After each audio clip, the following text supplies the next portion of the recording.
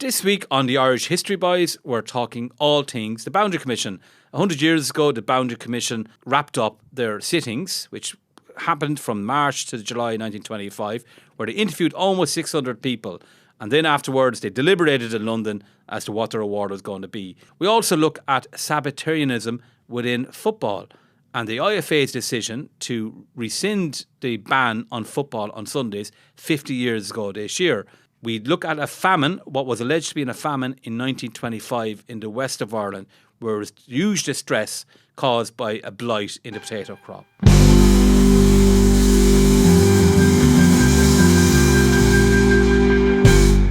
July the 2nd, 1925. Next stop, London. The Boundary Commissioners have finished their local sittings and gone to London to review the evidence far from the unsettling electricity of the border regions. It is to be hoped they will continue to evince the laudable energy with which they plunged into and battled their formidable undertaking in Ireland. The serenity of atmosphere in London, which it is said is sometimes responsible for the somnolence of royal commissions, will in their case, it is to be desired, lend itself to a speedy conclusion of their investigation. Welcome to the Irish History Boys with me, Cormac Moore. And me, Tim McGarry. I tell you what, the Irish news editorials, they were very good, weren't they? Very, very, very wordy in those days. Yeah. The somnolence. They put a lot of effort into the editorials. The serenity of atmosphere, the somnolence of... I'm obviously not criticising the editorial writers these days, but, you know, they need to up their game here. Come on. The Commissioners have our very best wishes for a satisfactory solution to the border problem and our congratulations on having covered so much ground with such dispatch.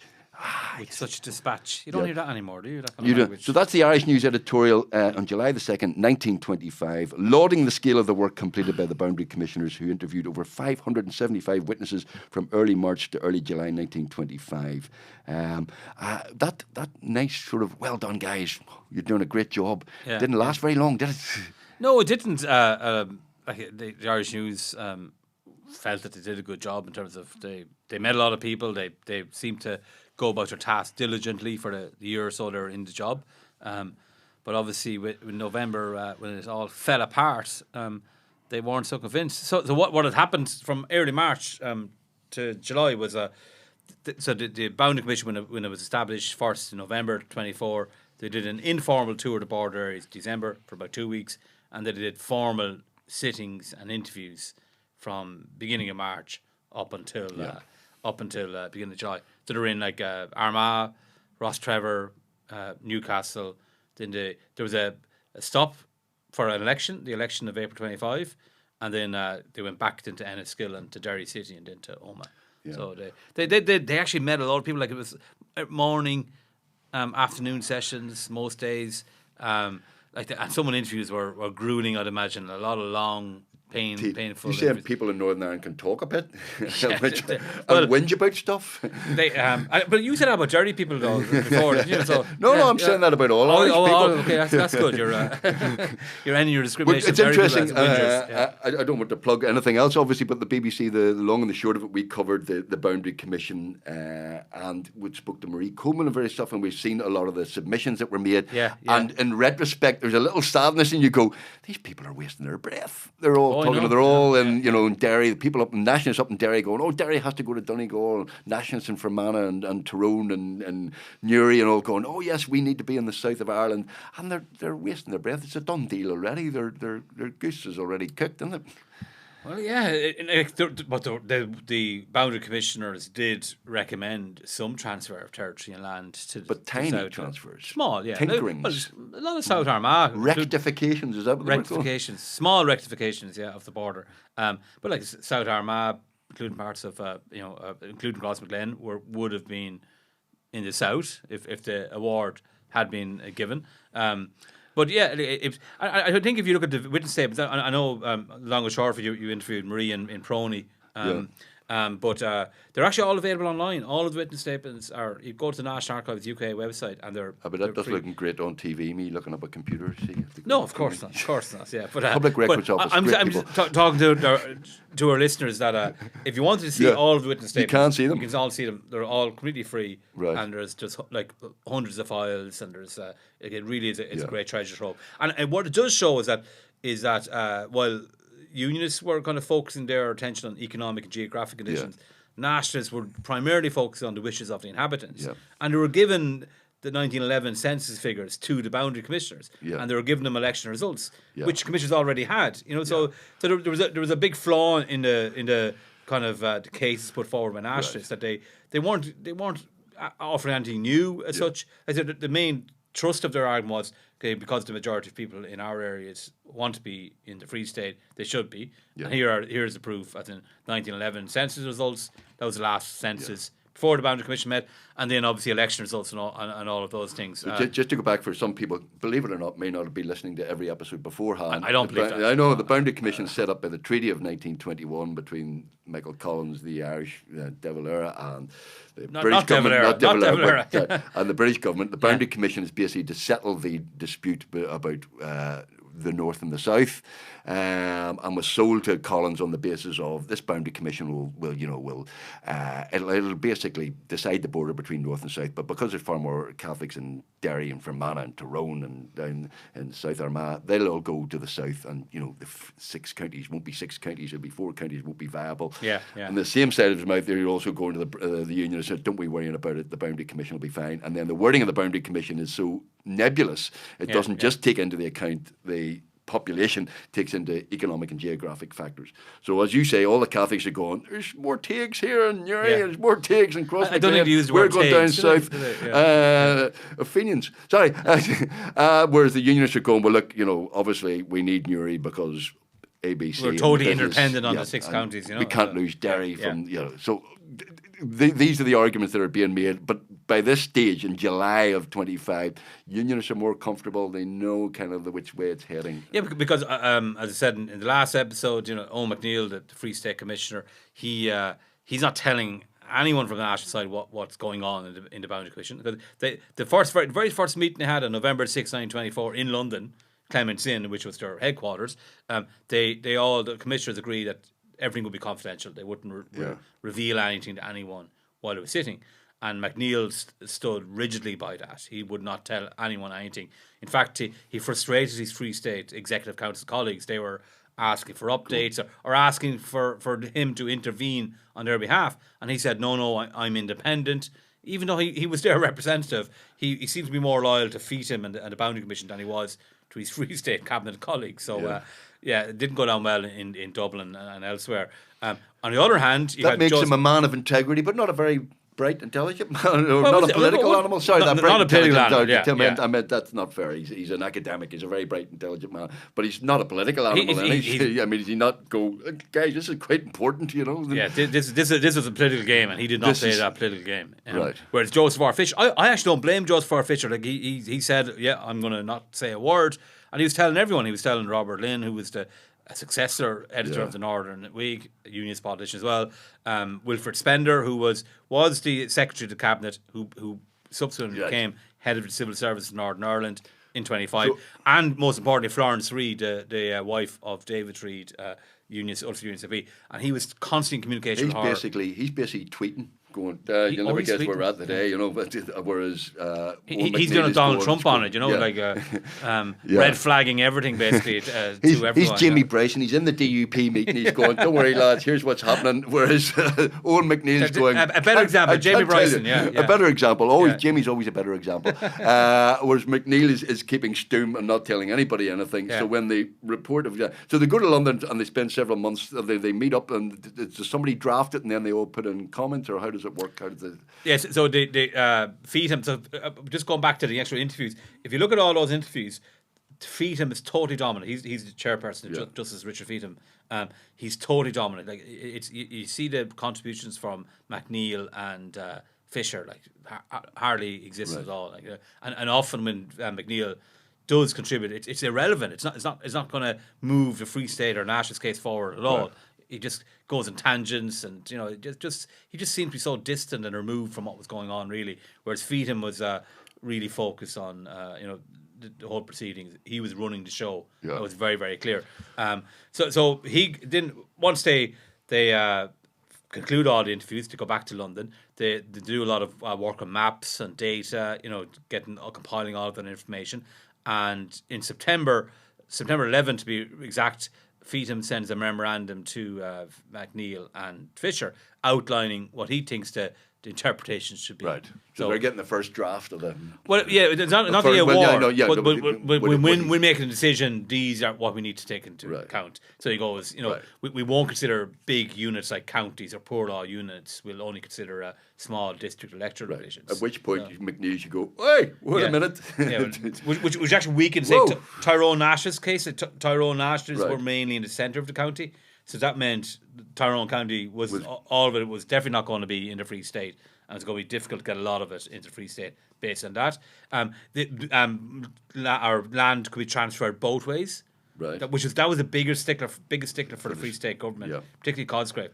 He was adamant that no land from the Free State could be transferred. They didn't think that anybody in the Free State would end up in the north. Yeah, because they felt the Boundary Commission was a punishment for Northern Ireland. Yeah. Because under the treaty, Northern Ireland was included as all, part of all Ireland, but it was given a month to opt out of the Free State.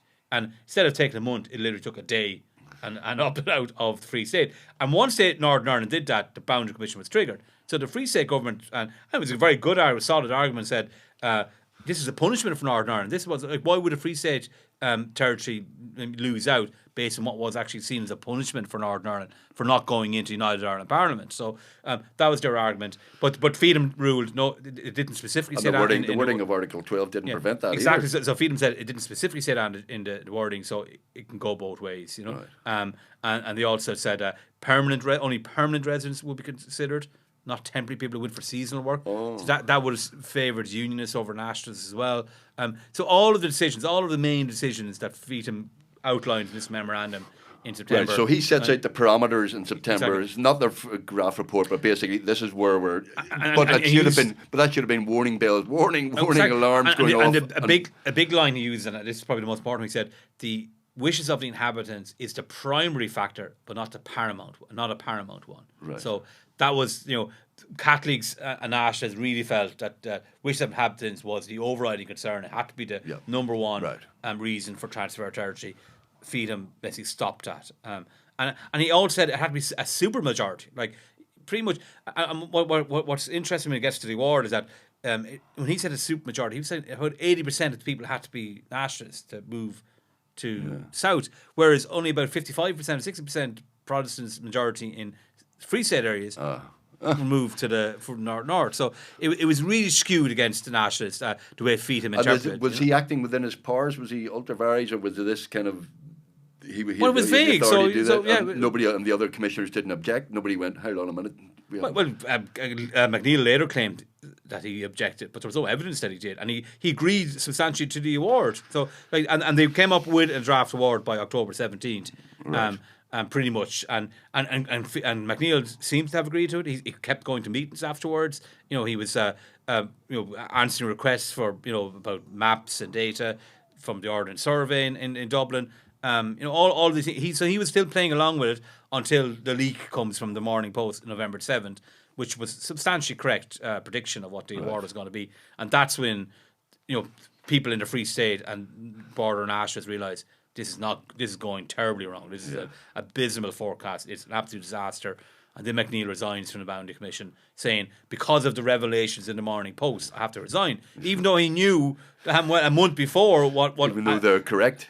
Yes. And he pretty much seems to have consented to them, or at least not substantially disagreed with them. So, and then once that's revealed, he has to resign from the Executive Council as well. So, so this is all, ahead of time, I suppose, from July 25. They'd just been through grueling months of interviews and, almost every day. They must have been exhausted, and that's probably why the Irish News is going, look, they've the done a good job, wording is kind of, it's very supportive, and they've done a good job here, and they've worked very hard, and they're great public servants and all this kind of stuff, whereas Fisher obviously was telling everyone, and I actually don't blame Fisher. If I was in Fisher's shoes, I probably would have done the same thing. You want to get the best result for the side you're batting for. Yes, we're criticising Owen McNeill for his integrity, for his honesty. His word. Yeah. No, he was weak and pathetic as well. He didn't raise any objection, even though he's inside the commission going, hang on a minute, boys, this is not what we expected. He just seemed... wrong guy, wrong place, wrong time, everything. Yeah, no, but on the flip side, no matter who was going to be the Free State representative, wasn't going to get a good result for nationalists because it was a 2-1 against anyway. Right. But they probably would have put up a bit better effort, I imagine, than McNeil did. Right. Okay. Well, next week will not be a cliffhanger then, or December will not be a cliffhanger. We'll No. know. We'll know. Well, if you're from Tyrone, Fermanagh, and Newry and Derry, you probably know anyway. At this stage, Do you know already? Do you think the people of Cross McGlen know that they're in the United Kingdom? I don't know. They might. If this comes as news to you, do you want to tell them? Technically in the United Kingdom. Yeah. What was it? Yes, Prime Minister. That great joke that the Prime Minister was the Prime Minister of Great Britain and parts of Northern Ireland. That's a good one. The Irish History Boys is coming to Failure 25 for a live discussion and audience Q&A on Wednesday, 6th of August at St Mary's University. Hosted by our friend Jim Fitzpatrick, it's a chance to see us in the flesh. What a treat. For details, visit our social pages and click the link and we will see you there. And do you want to talk about the Lord's Day? Because I'm a man who likes my Lord's Day, Sunday. And there's a story here about... where are we? I'm. You've got it. No, I'm rooting for it as well. You're rooting for it as well. Oh yeah, no, I here it is here. Yeah. IFA changes 94-year rule on Sunday soccer. A 94-years-old rule of the Irish Football Association. It has been on the books since the inception of the association, was changed at the association's annual meeting in Derry on Saturday. A motion submitted by the Coleraine Club that the words "or outside" should be deleted from the article, which states that no match shall be played inside or outside their area by this association on a Sunday. This sub-article shall apply to clubs, combinations of clubs and individual players, was passed by 25 votes to 2. So basically, a rule that had been in existence since the IFA was formed, that there would be no football on Sundays, was abolished, got away with after. But there's no football on Sundays in the IFA for years. There's still an issue today. It's still an issue. The Northern Ireland Football League, which is slightly different from the IFA, they have had a couple of big finals on a Sunday, the League Cup finals, which have been remarkably well attended. But there's still some resistance from some clubs to play on a Sunday.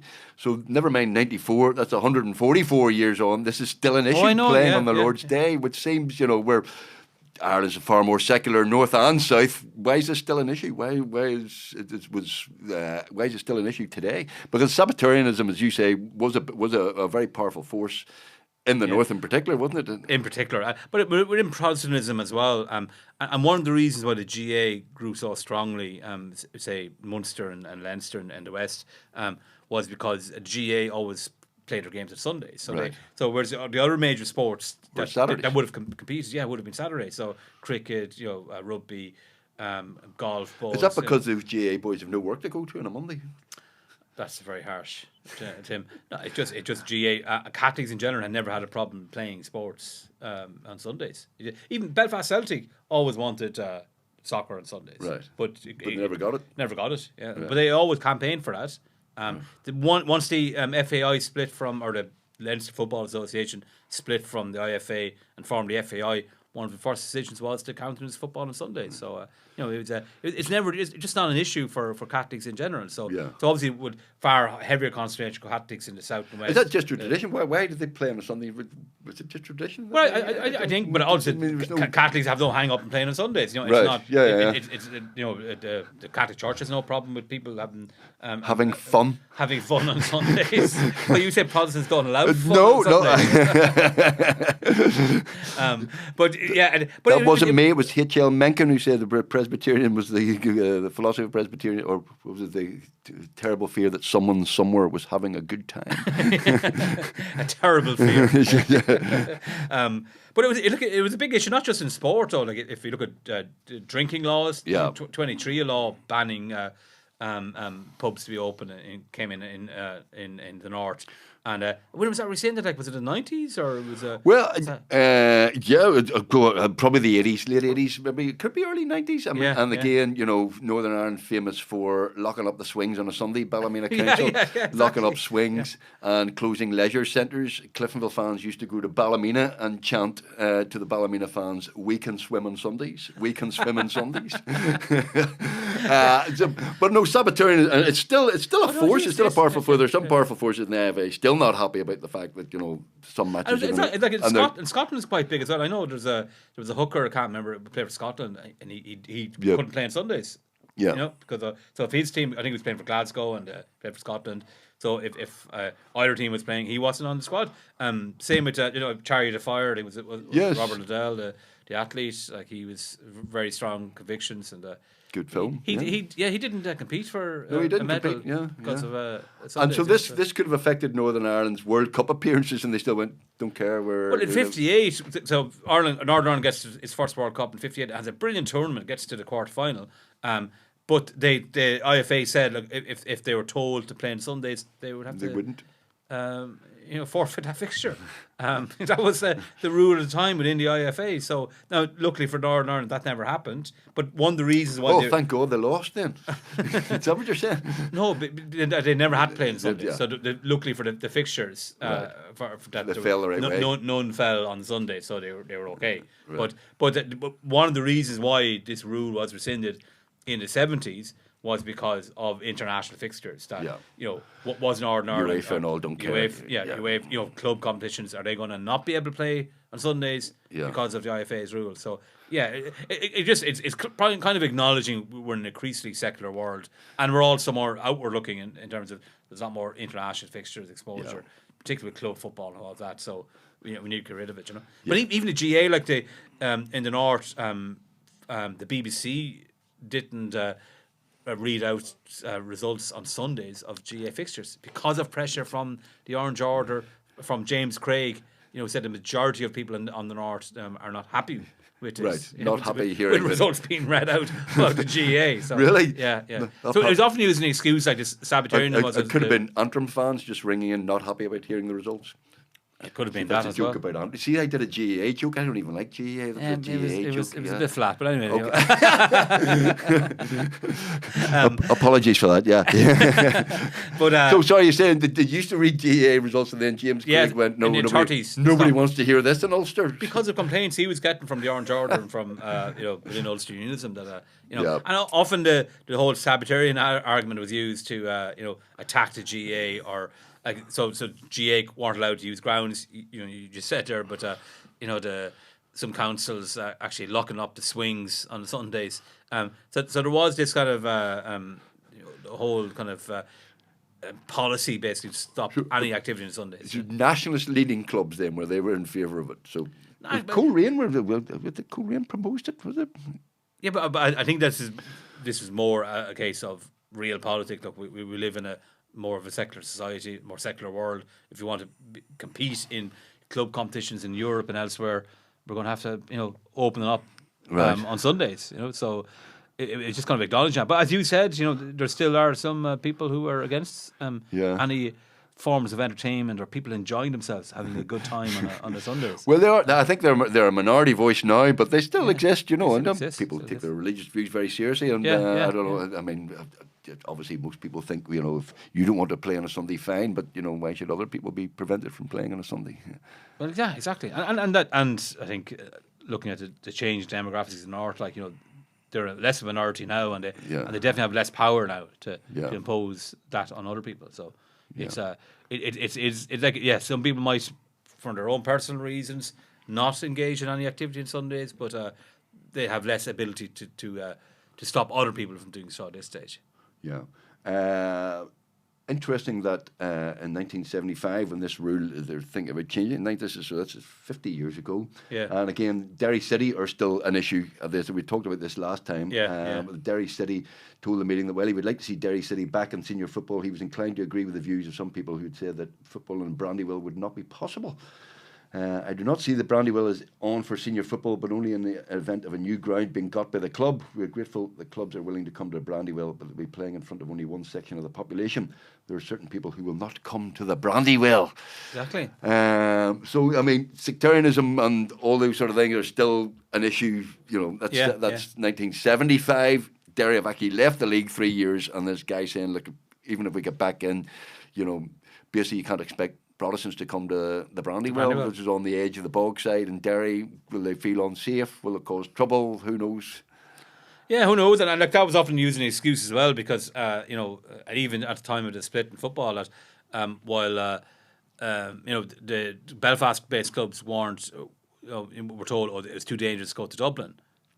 Dublin-based clubs had to go to Belfast, even though there were more sectarian and civilian deaths in Belfast than there were in Dublin at the time.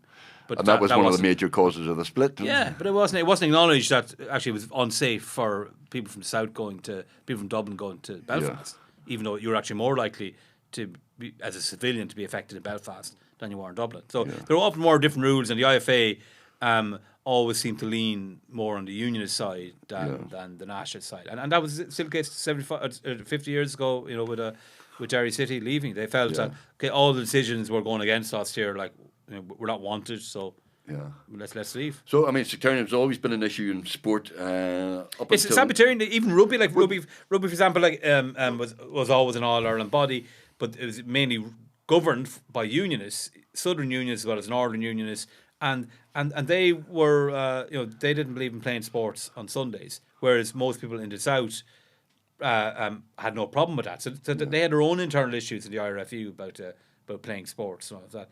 But sometimes it was often just attacking GA within the North. Like some people who didn't want GA results or GA getting facilities on Sundays had no problem with golf being played on Sundays. So, you know, it was there was often a double meaning to some of the decisions or the reasoning behind the decisions. And some of our football clubs didn't sign a Catholic until relatively modern times, shall we say? Relatively modern times. Yeah. So are you referring to any club in particular? No, I'm not referring to any Linfield in particular. That would be... No, I can't remember when they first signed it. It could be late 80s. Oh, yeah. Linfield fans, I apologise. It could be late 80s. And Glasgow Rangers famously... Mo Johnson was the first Catholic to play for Rangers. You know. That didn't go down well with it did not go down well. Celtic fans, you know. But yeah, so those issues are still, I mean, they're not live anymore. To be fair, the IFA have done enormous work in desectarianising football generally. Northern Ireland people have done, the football team have done great work with the fans and desectarianising it and making it all embracing and on football for all. It has come a long way. No, it has, and the IFA have tried, you know, but the national anthem needs to go, though. Yeah. What? The national anthem needs to go. Well, you might think so. I couldn't possibly come. You think they should keep God Save the King? What? Well, when I was at the last final for Clifford, I couldn't hear it for some reason for where I was. No? Why?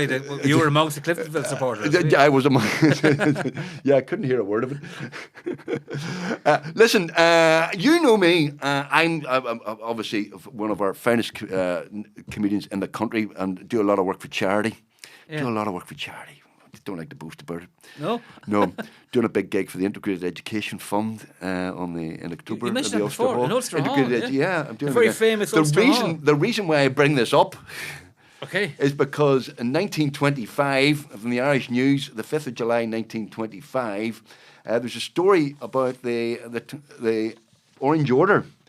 The Orange Order, who were very, very pleased with themselves because they had stopped interdenominational education in Northern Ireland through the good offices of themselves and protesting about integrated education, the possibility of integrated education. Lord Londonderry, unionist minister, had proposed it. He was a senator, you said. But he was a minister. He had proposed some form of integrated education. The Catholic Church objected, of course, but on the other hand, on the other side as well, the Orange Order and a lot of unionists were very, very unhappy. And the three main Protestant denominations, yes, Presbyterians, Methodists, and Church of Ireland. They all protested too. And Orange leaders were secured what they described as a great victory, securing legislation and permanent form of denomination in the schools of Northern Ireland. A great modern victory, even comparing it to the Battle of the Boyne, keeping schools safe for Protestants. I think the Irish News editorial has been a bit tongue-in-cheek there, you know. Yes, well, the Irish News is being very sarcastic about the Orange Order. But the Orange Order were very happy with themselves that they had stopped any form of integrated education. And Lord Londonderry, he actually left government the following year because he felt his act had been so whittled down, and there's a lot of flaws to Lord Londonderry, but he genuinely did want to see more integration, less control amongst the churches within education, which I think would have been a good thing if it had happened.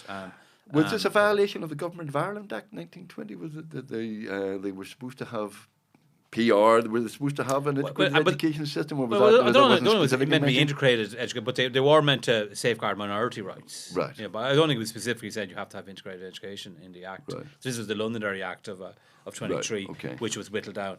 And the PR wasn't meant to be got rid of as soon as it was. There were other things that in the Government of Ireland Act that unionists ignored because it didn't suit them. So. But look. It's a long story. We've discussed this before, like the whole story of integrated education. How it's a long battle. It's still has a long way to run, and you're obviously helping out to raise funds for it. Yeah, well, I wish I'd get it sorted out because I'm fed up doing that gig. No, it will be a brilliant gig, by the way. It will be a brilliant gig. On the same year, and the same week, this is a story that caught my eye, and it kind of went in 1925. And the word famine is mentioned in 1925, and you go, what? Wait, what? 1925, in the West, enduring economic and cultural scars. The West of Ireland is described in the Irish News as the poorest, most dependent, and the most backward part of Ireland.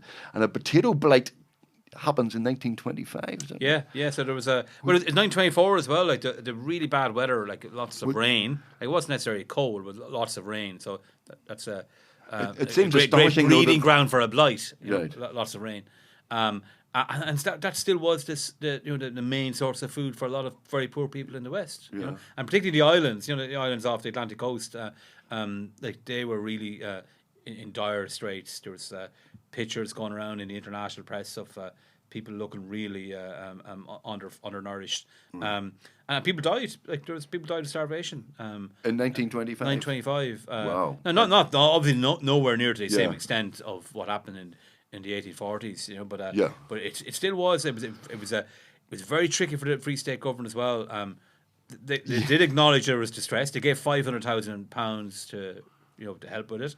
But it's not a great start to a new government. A new state. Well, they were crippled financially. 5 years in, you have no money, you've had a civil war, and there's 3 years in, essentially. It's 3 years since the state comes to being, and it looks really bad.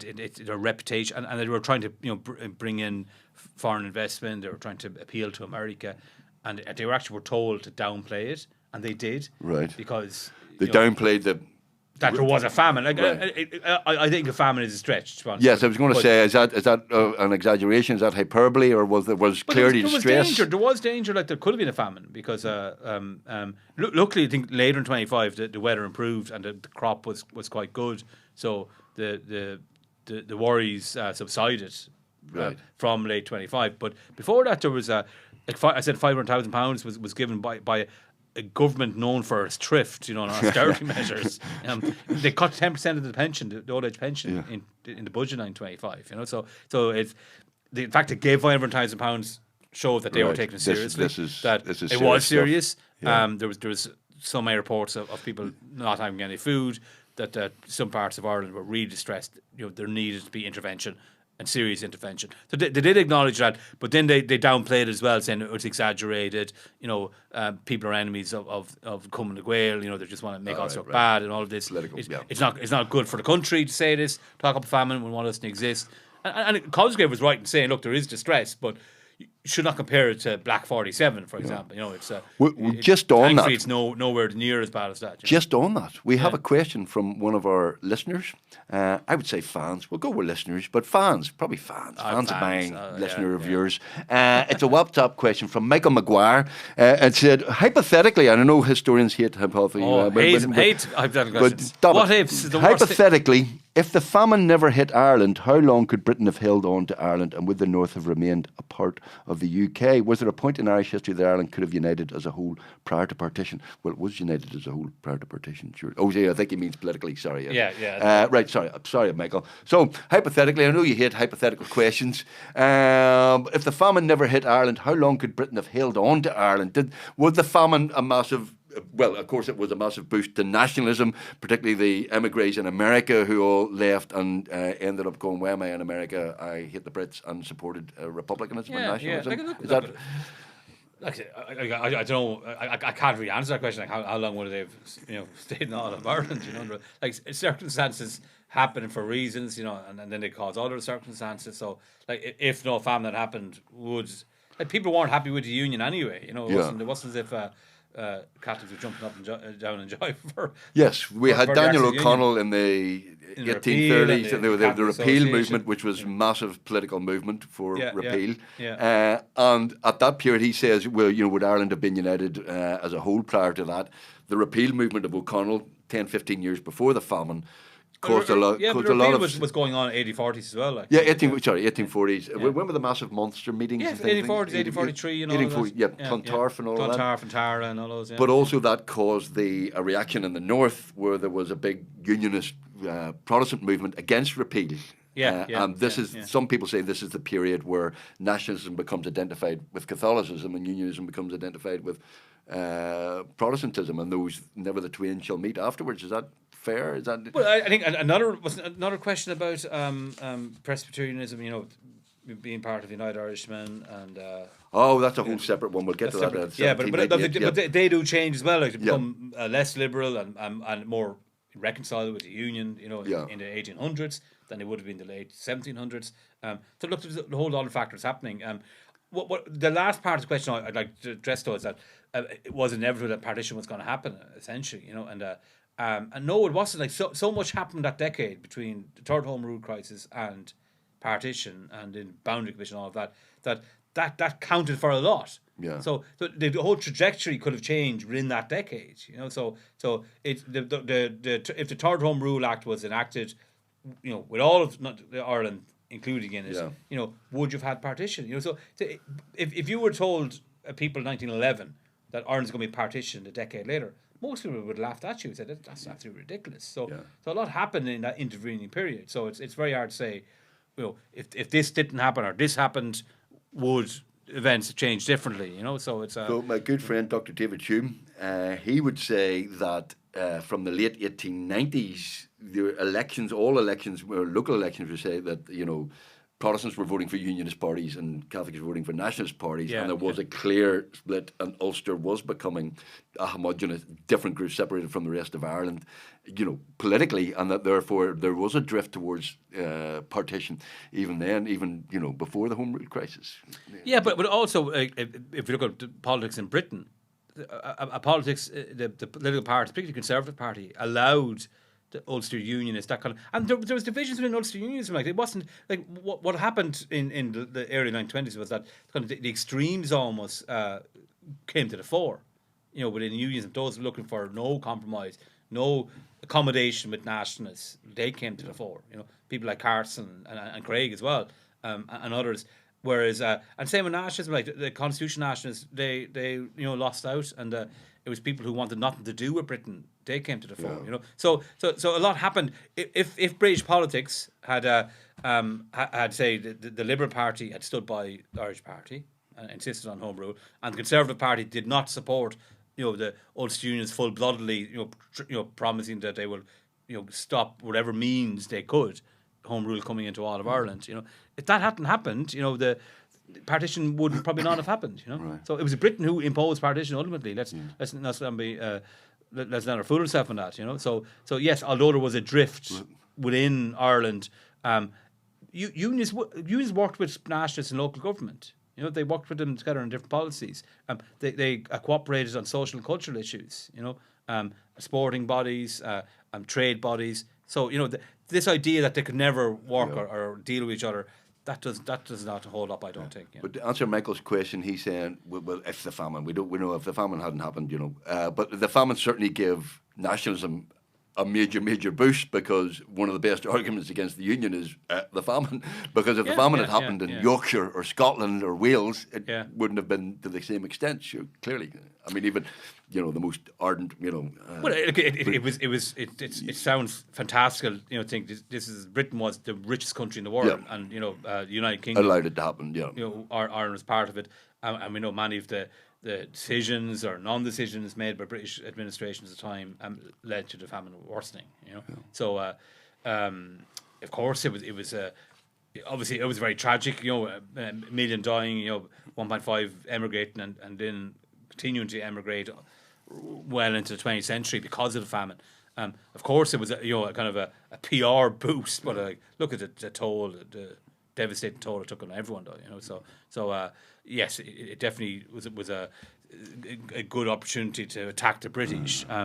But there was never a moment that there wasn't an opportunity to attack the British, though, in its misgovernment of Ireland. So yeah, I don't think the famine was a slam dunk either. There was a lot of other reasons that, like, Catholics had no rights for centuries under the penal laws, you know, and that went well into the 19th century. So you know, there's that as well. You know, there's loads of other factors that and there were other, like, I know we were talking 1925 a famine, but in the 70s there was almost a famine as well. The 1870s during the land wars, there was and people were evicted, and there's a huge amount of distress in parts of Ireland. So there were, and British handling or mishandling of those. Yeah, the land wars failed into nationalism. Well. Yeah. Exactly, yeah. So, Michael, you never get a straight answer from a historian. You tried your best, mate, but you don't get a straight answer. How long would Britain have held on? I would say 37 years. Michael, thank you very much for your question. Thank you very much for your question. And listeners and viewers, if you want to get in touch with us, you can at any time on WhatsApp or email. Let us know if you have any questions. Send us a WhatsApp message or voice note to 07483 313 842, or drop us an email on irishhistoryboys@gmail.com. Cormac, we covered a lot of ground there. We went centuries, we got football, we got famine, we got the Boundary Commission mentioned as well. Is there? If only there was a book about this. Oh. Is there a book? Damn right, people. Thank you very much for listening to the Irish History Boys. We'll see you next time. Thank you. See you then.